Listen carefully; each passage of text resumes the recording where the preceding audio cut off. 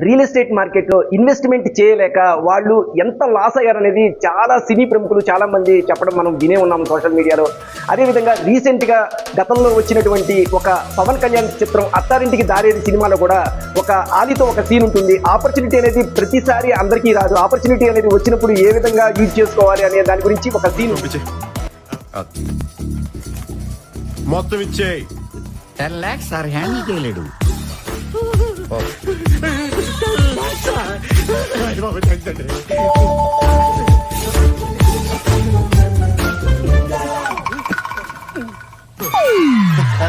బాలు భయ్యా దీని నెంబర్ ఎంత భయ్యా?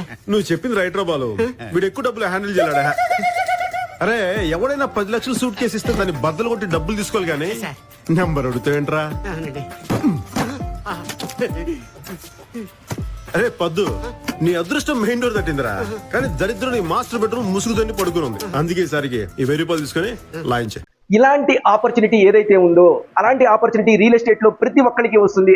అదేవిధంగా స్టాక్ మార్కెట్లోను, మ్యూచువల్ ఫండ్స్లోను, లేదంటే క్రిప్టో కరెన్సీలోను ప్రతి ఒక్కరికి ఆపర్చునిటీ అనేది వస్తుంది. ల్యాండ్ మీద ఇన్వెస్ట్మెంట్ అనేది సేఫెస్ట్ ఇన్వెస్ట్మెంట్. ఇలాంటి ఆపర్చునిటీ ప్రస్తుతం మనకి హైదరాబాద్లో ఫ్యూచర్ సిటీలో ఉంది.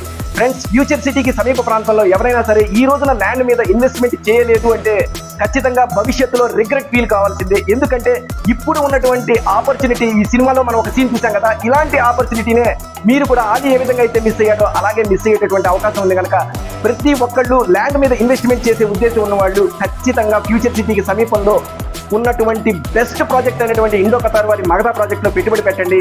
భవిష్యత్తులో మంచి రిటర్న్స్ ని గెయిన్ చేయండి.